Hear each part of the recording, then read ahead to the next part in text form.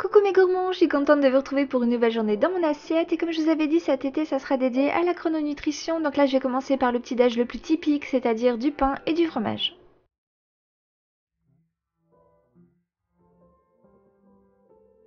J'ai choisi du pain en céréales que j'ai accompagné avec de la mimolette et du Saint-Paulin.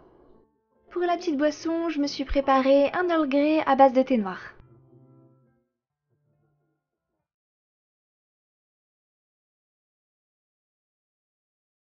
Le lendemain, je me suis préparé du pain avec du fromage fondu, donc c'est tout aussi simple et tout aussi bon.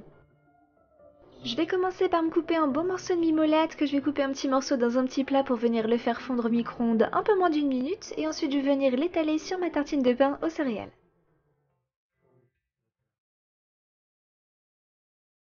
Et pour mon autre tartine, je vais venir me couper un quart de Saint-Paulin.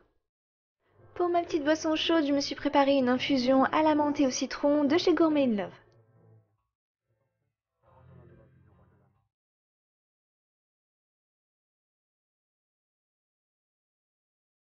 Pour patienter avant le repas, je me suis préparé un thé glacé, un petit nouveau que j'ai trouvé au magasin à base de coco et de passion que je trouve vraiment très très bon. Pour le repas du midi, retour en enfance avec des steaks à cheval et des pâtes.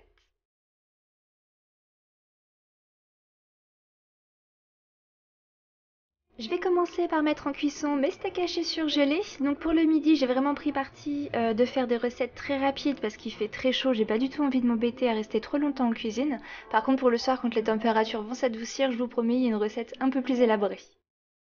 Quand mes steaks hachés ont fini de cuire, dans la même poêle, je vais venir cuire mes 2 œufs au plat. En parallèle, j'avais lancé la cuisson de mes pâtes en forme de lune et d'étoile qui malheureusement n'ont pas du tout résisté à la cuisson. J'ai rajouté une cuillère de crème fraîche et j'ai séparé en deux pour me faire une portion pour ce midi et pour demain. Pour accompagner ce repas, je me suis préparé un thé vert glacé à base de mangue et de litchi.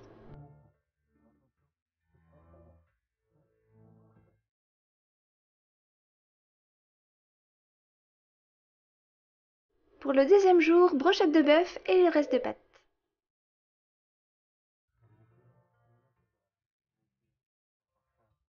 Je vais tout simplement mettre en cuisson mes brochettes de bœuf sur une poêle qui fait grill.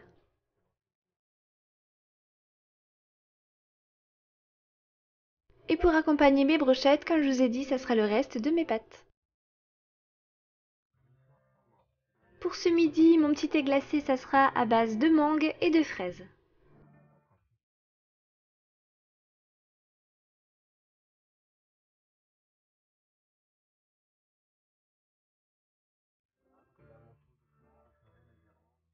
Pour un goûter rafraîchissant, ça sera de la pastèque et du nougat. Je viens me couper 4 belles tranches d'une pastèque qui était encore une fois bien mûre et bien sucrée, que je vais accompagner de nougat que j'avais eu d'ailleurs dans un swap. Le nougat s'est permis en chrononutrition à partir du moment que ça reste occasionnel.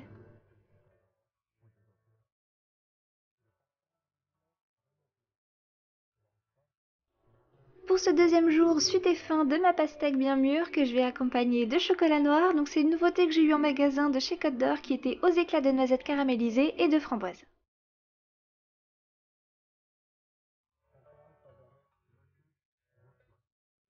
Pour le repas du soir, j'ai préparé une pizza au chou-fleur à la truite fumée.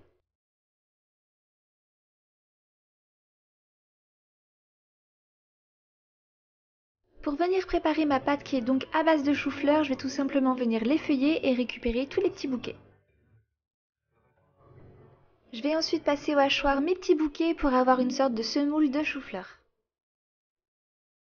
Une fois que j'ai haché tout mon chou-fleur, je vais venir le mettre sur un torchon que je vais venir serrer très très fort au-dessus de mon évier pour en extraire un maximum d'eau. Dans un saladier, je viens mélanger 50 g de parmesan avec un œuf avant d'y ajouter ma semoule de chou-fleur. Pour l'assaisonnement, je viens ajouter du sel, du poivre, de l'origan et du basilic séché et je continue de malaxer pour obtenir une pâte bien homogène. J'ai séparé ma préparation en deux pour me faire 2 pizzas, donc j'utilise la première que je viens étaler et lui donner la forme souhaitée. Ensuite, je vais la mettre au four 30 minutes à 180 degrés. Pendant ce temps, je prépare la garniture, donc je viens couper en fines tranches de radis rose. Après 30 minutes de cuisson, je viens étaler de la tomate concentrée et je renfourne pendant 10 minutes. Pour la truite fumée toute simple, je me suis trouvé un carpaccio au poivre de Sichuan. Il me reste à ajouter ma roquette, ma truite fumée et mes petits radis, et voilà comment se préparer une bonne pizza tout en restant chrono.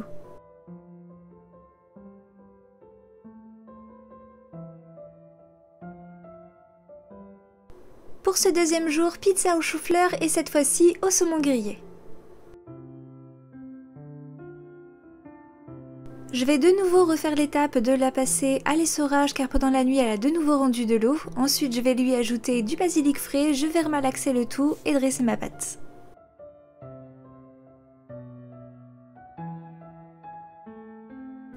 Et c'est de nouveau parti pour une cuisson de 30 minutes à 180 degrés. Et pendant ce temps-là, je viens faire griller mon saumon sur toutes ses faces.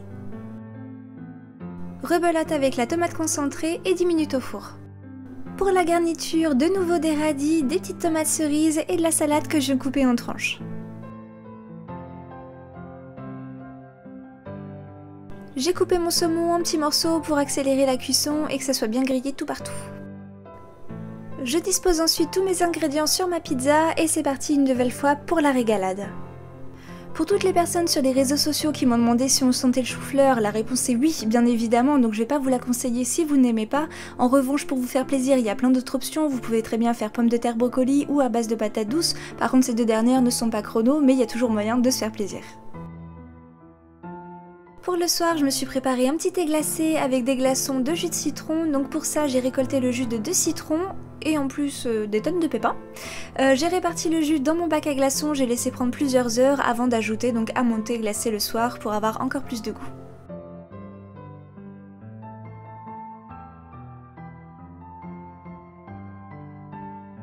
Et bien voilà mes gourmands, j'espère une nouvelle fois que ces 2 jours consécutifs de recettes chrono vous auront plu. Note spéciale vraiment pour la pizza au chou-fleur, n'hésitez pas à la tester.